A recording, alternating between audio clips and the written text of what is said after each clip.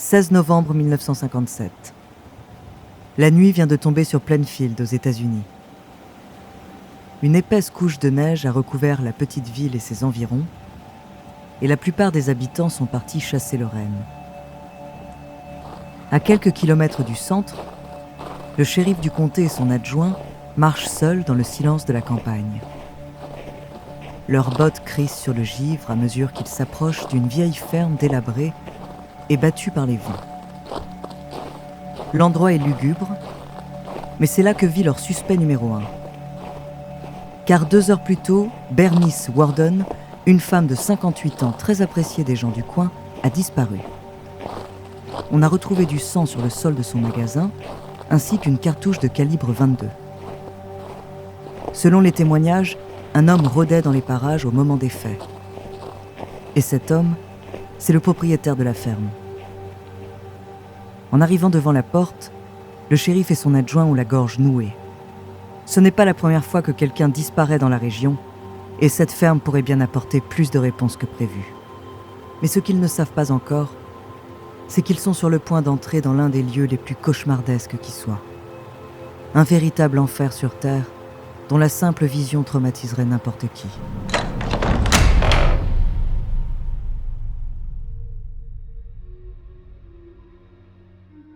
Bonjour, ici Andrea, bienvenue dans True Story. Tout au long du mois d'octobre, je vous donne rendez-vous avec des histoires pour se faire peur. Dans cet épisode, je vais vous parler d'un tueur en série particulièrement écœurant. Dans son cas, c'est moins le nombre de ses victimes que son mode opératoire qui a fait frémir le monde entier. Son nom, Edward Gein. De sa psychologie aussi fascinante que dérangeante, à son abominable collection de morceaux de corps humain, découvrez sa True Story.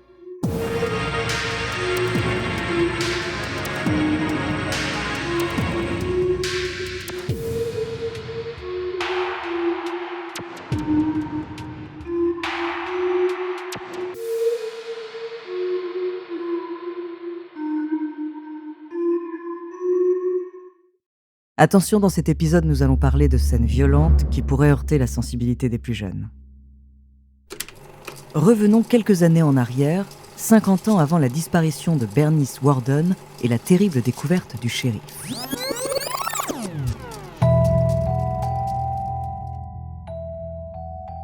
Le 27 août 1906, dans une bourgade rurale du Wisconsin, une femme du nom d'Augusta Gein donne naissance à son deuxième fils, Edward. Dès son plus jeune âge, le jeune garçon reçoit une éducation très particulière.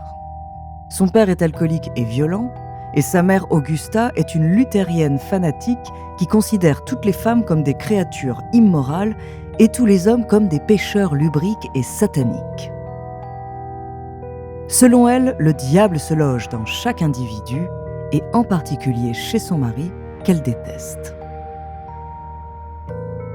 Tous les soirs, Edward et son frère aîné Henry doivent lire et réciter des passages de la Bible sur l'enfer et le démon. Sinon, un châtiment divin les attend s'ils désobéissent ou s'ils commettent un acte impur.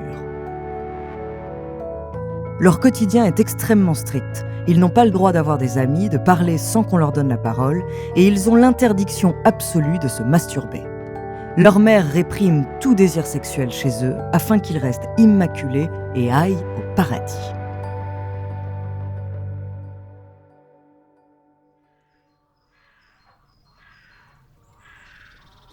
En 1914, la famille déménage près de la petite ville de Plainfield et s'installe dans une grande ferme entourée de champs, loin de toute influence néfaste et corruptrice.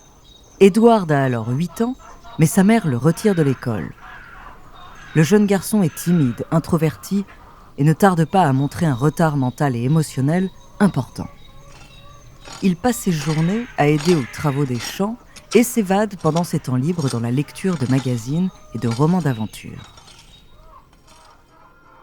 Mais son occupation principale consiste à vouer un culte à sa mère. Malgré ses colères et ses insultes régulières, elle est une déesse pour lui, une figure quasi sacrée, la seule femme à laquelle il s'est attaché et qu'il a le droit d'approcher.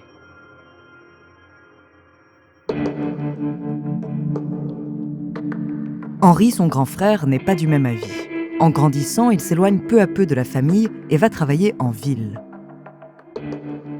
Edward l'admire profondément et tente de l'imiter. Mais il n'est pas très doué et les habitants de Plainfield voient en lui un simplet pas méchant mais pas très dégourdi. Il s'entend en revanche très bien avec les enfants. Edward Gein est maintenant un jeune adulte et il gagne sa vie comme il peut en faisant du babysitting. Les années passent et après la mort de son père en 1940, sa fascination pour sa mère ne fait que grandir. Henry voit d'un mauvais œil cet attachement malsain et tente souvent d'en parler à son frère. Mais Edward le rejette systématiquement. Augusta est la perfection incarnée. Par sa dureté et sa froideur, elle symbolise la pureté et la puissance féminine. Les tensions entre les deux frères s'amplifient et le 16 mai 1944, Henry meurt mystérieusement dans un incendie survenu près de la ferme familiale. Son corps présente pourtant des traces de contusion à la tête. Dans le doute, le rapport d'autopsie conclut à une asphyxie par inhalation de fumée. Edward a-t-il joué un rôle là-dedans ? Nul ne sait. Mais il est aux anges, car il est désormais seul avec sa mère, sa déesse, sa raison de vivre, juste pour lui et rien qu'à lui.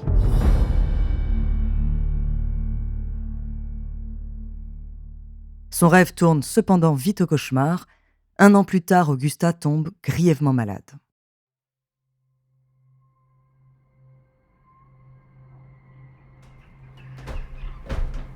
Le 29 décembre 1945, au petit matin, Edward monte les escaliers qui mènent à la chambre d'Augusta. Il s'est levé très tôt ce jour-là pour lui préparer un copieux et délicieux petit déjeuner. Le plateau repas dans les mains, il ne rêve que d'une chose, voir s'esquisser au moins l'ombre d'un sourire sur le visage malade et affaibli de sa mère. Il entr'ouvre la porte et se glisse à l'intérieur de la chambre. Là, dans un lit couvert de drap blanc, sa mère dort à poings fermés. Edward contemple son large front, ridé mais détendu, et sa magnifique chevelure blanche. Comme elle est belle. Il passe une main sur son épaule et lui fait une caresse. « Maman, c'est l'heure du petit déjeuner. »« Maman ?» Edward lâche subitement le plateau. Son cœur explose dans sa poitrine et une vague de douleur et de souffrance infinie le submerge. Tous les muscles de son corps se raidissent. Ses tempes lui font mal, comme un étau autour de son crâne prêt à lui écraser la tête et à répandre sa cervelle sur le sol. Et puis d'un coup, plus rien. Le vide absolu. Les bras ballants et la tête penchée en avant, Edward fixe le corps sans vie de sa mère. Son regard est vide, il a 39 ans et il est anéanti.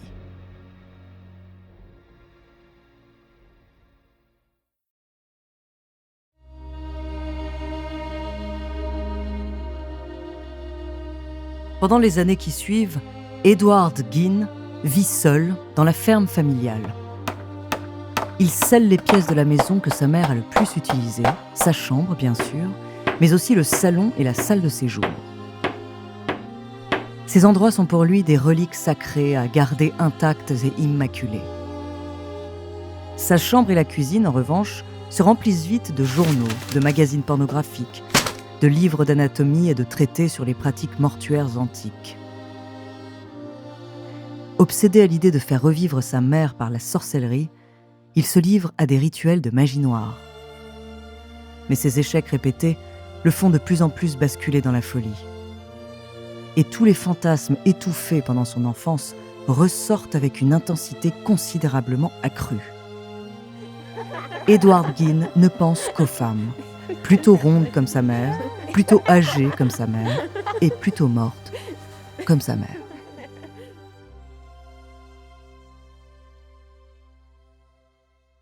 Alors quand il apprend un jour, dans la rubrique nécrologique du journal, qu'une femme correspondant à cette description vient d'être enterrée non loin de chez lui, son sang ne fait qu'un tour.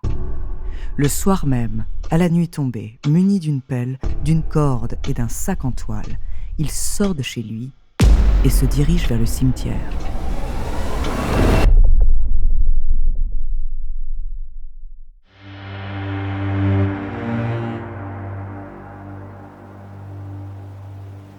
Le 16 novembre 1957, cela fait 12 ans que la mère d'Edward Gein est morte et qu'il vit seul avec ses démons. Et ce jour-là, le shérif de Plainfield et son adjoint entrent dans la ferme d'Edward pour enquêter sur la disparition d'une femme de 58 ans nommée Bernice Warden.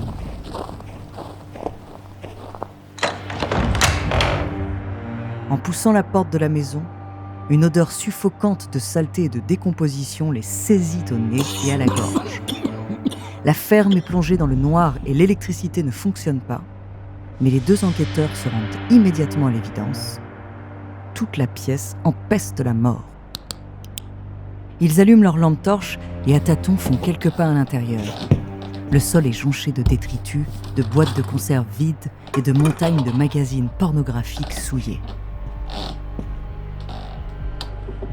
Le shérif entre dans la cuisine. La faible lumière ne lui permet pas d'avoir une vue d'ensemble de la pièce. Il est sur ses gardes. Edward Gein est peut-être caché quelque part, à quelques mètres de lui, prêt à lui sauter dessus. La main sur son arme, il s'avance prudemment quand le haut de son crâne bute soudain sur quelque chose. D'un seul mouvement, il braque son arme et sa lampe torche en l'air. Vision d'horreur. Suspendu à une poutre par les pieds, le corps décapité et éventré d'une femme se balance doucement. Il apprendra plus tard qu'il s'agissait bel et bien de Bernice Warden.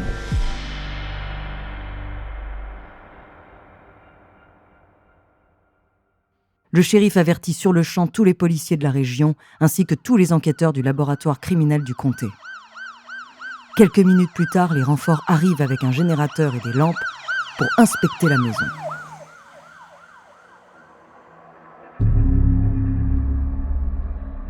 Mais l'horreur ne faisait que commencer. En fouillant la cuisine et la chambre, il découvre un bol fabriqué à partir d'un haut de crâne. Un fauteuil et des abat-jours cousus en peau humaine. Et dans une boîte à chaussures, des sexes de femmes desséchés.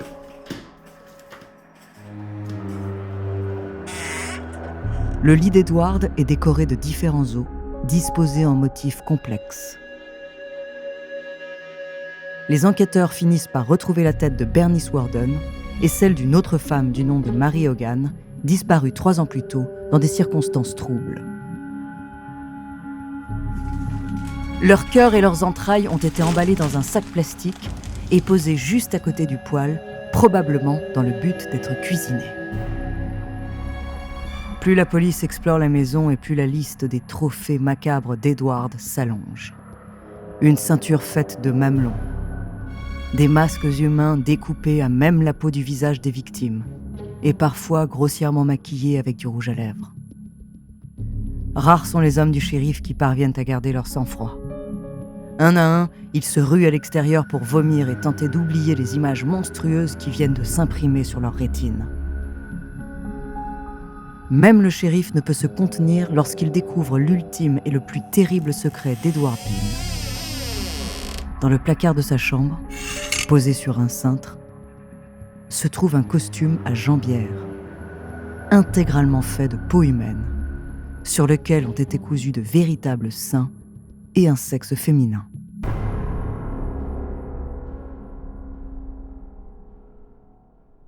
Dans les heures qui suivent, Edward Gein est arrêté et interrogé par la police. Mais à la plus grande surprise des enquêteurs, il avoue tout sans aucune réticence ni remords. Il a effectivement tué Bernice Warden et Mary Hogan d'une balle de calibre 22 dans le crâne avant de les mutiler. Mais tous les autres morceaux du corps retrouvés chez lui proviennent de sépultures voisines. Ces femmes étaient déjà mortes, il n'a fait qu'exhumer leurs cadavres. Edward est coopératif dans ses explications. Il livre les moindres détails de sa vie avec une bonne humeur extrêmement déconcertante. La police apprend même que son passe-temps favori était d'enfiler son horrible costume de peau, un masque humain de femme, et de sortir dans son jardin les soirs de pleine lune pour danser et chanter joyeusement. Les enquêteurs sont sous le choc. Edward Gein ne conçoit absolument pas la monstruosité de ses crimes ni de ses actions. L'affaire fait bientôt la une des journaux du monde entier, et pendant que la population locale est harcelée par les médias, celui que l'on surnomme désormais le boucher de Plainfield, subit une batterie de tests psychologiques.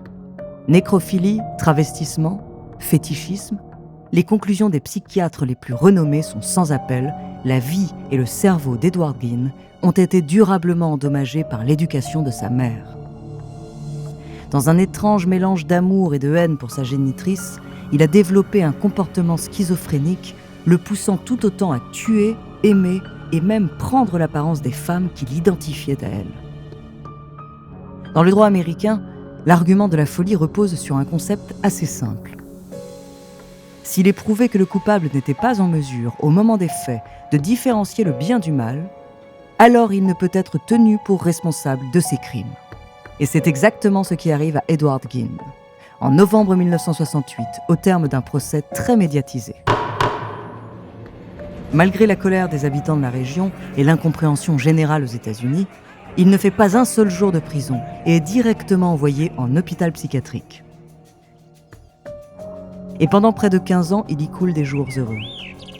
Le personnel de l'Institut le décrit comme étant un patient modèle, aimable et docile, l'un des seuls à se reconnaître lui-même comme fou et à n'avoir jamais eu besoin de médicaments pour rester calme. Il avait seulement quelques regards appuyés et dérangeants lorsqu'une infirmière s'approchait trop près de lui. Le 26 juillet 1984, Edward Gein meurt à 77 ans des suites d'une insuffisance respiratoire et d'un cancer de l'intestin. Il est enterré au cimetière de Plainfield, à côté de la personne qui a fait de lui un monstre et qu'il n'a cessé d'adorer toute sa vie, sa mère.